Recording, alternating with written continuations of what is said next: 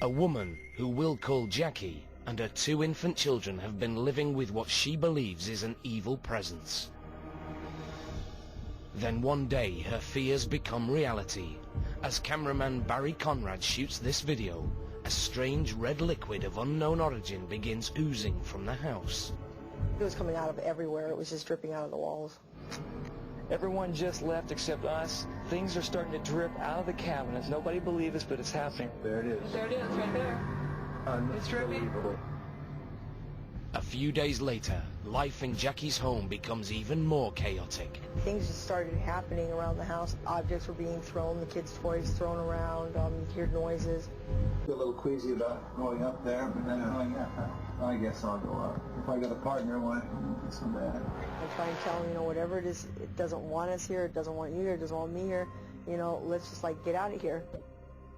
Suddenly they hear a strange noise coming from above. There were 3 snapping sounds, and they were clear as bell. And they were in my left ear, and they went like this. The men claim at that moment they were attacked. What's wrong? What happened? I told you, get down! Get down! This isn't a good idea. This isn't a good idea. We gotta get out of here. Jeff, please get down. I gotta get out of here. Whoa. It's definitely raising him. Jeff, please come here. Get this for us. Get the mic. Get the mic. Jeff, here you go, buddy. Here you go.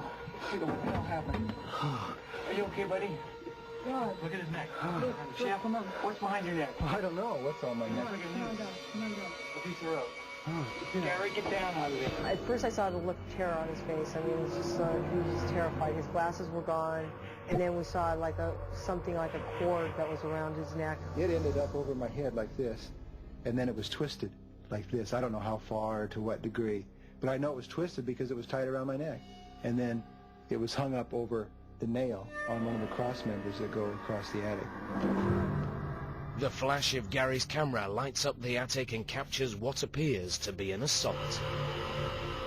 Get a picture of his neck. Look at this.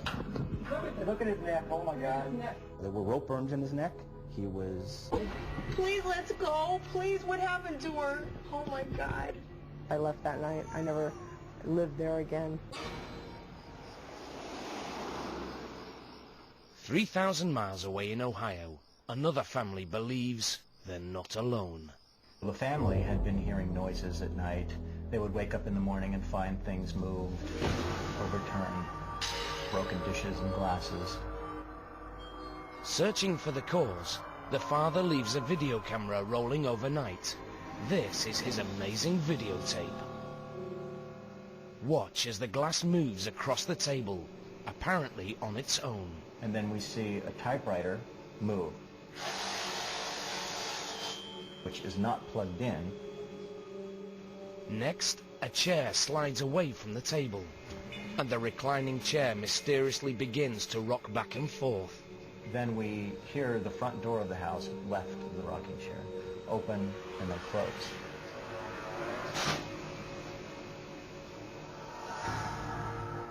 John Osborne offers his opinion of these disturbing images. I've watched it countless times looking for any evidence of foul play, and I couldn't find it. Across the country, a man renovating his house videotapes something that appears to be even more disturbing. Contractors were complaining that they would come in the morning and their tools would be moved and there would be damage. So he decided to set up a hidden camera to catch vandals. But what the camera records is not the work of a vandal. Well, the chair in this shot is pretty shocking, sliding across the floor. But the most shocking part of this particular piece of footage is the piece of sheetrock.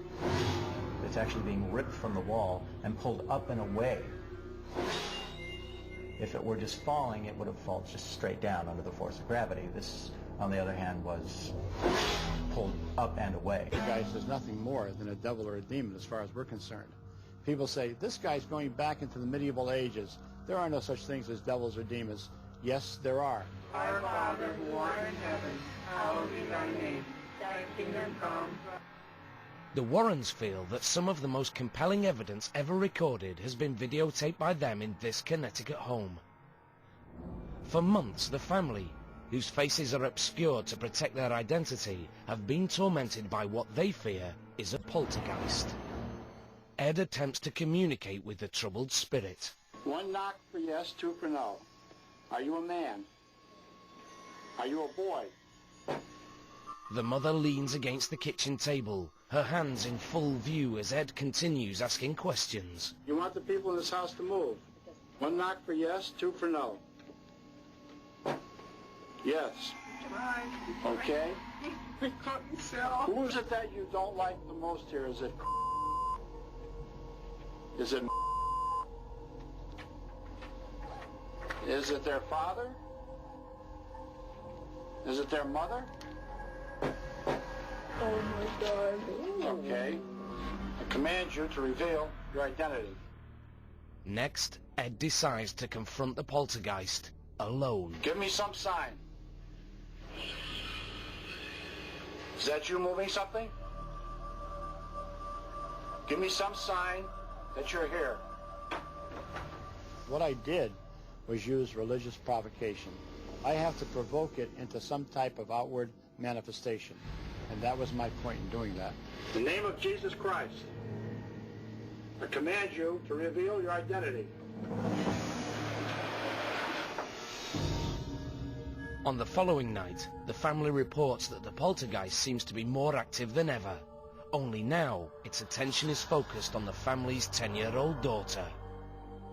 The little girl is trying to do her homework, but you can see that the chair keeps sliding backwards. You're holding it down, aren't you? Yep. It's got that much strength to it. Now, if you watch, you can see the little girl's legs are up on the rungs of the chair. She's not pushing herself up from the floor. The mother is not tipping that chair backwards. No. Nobody is touching that table. The table moves of its own volition. The Warrens quickly arrange for 3 priests to perform an exorcism in the home, and the disturbance ends. But for how long? Could the angry poltergeist ever return? It actually felt like a ghost town. Later, when this film is processed, it exposes a startling image. There appears to be a mysterious figure of a man standing in the background amid the concrete ruins. There was no face on the figure, and the face was slightly disjointed from the body. Everyone who was there that day insists the figure isn't human. When I shot it, there was no one there. I had people beside me looking the same way that I was looking. No one was there. Totally unexplained. There were men that had their heads severed there. There were a number of men who drowned. One particular body was found not far from the site of where the ghost appeared. But there is one more possible explanation. In the 1950s, young priests were schooled in this desolate place. One of them met a tragic end. The locals tell us there was a suicide which occurred at the site where the video took place. Is this mysterious figure wearing the robes of a holy man? No one will ever know for sure, but the people who were there that day think they know the answer. No doubt in my mind whatsoever that that was a ghost. That definitely was a ghost.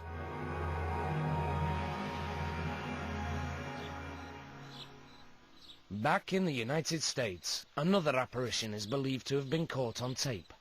For months, the family inside this Pennsylvania home claimed to hear strange footsteps in the middle of the night. In an attempt to determine the origin of these ghostly noises, the family sets up a video camera in the hallway. This is what it captures.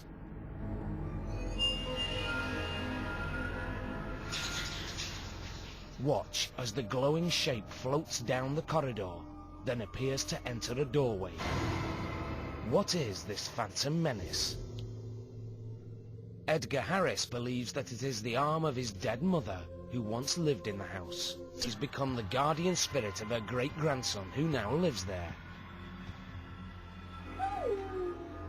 She comes and watches him when he's in his cradle at night and just watches over everybody in the house.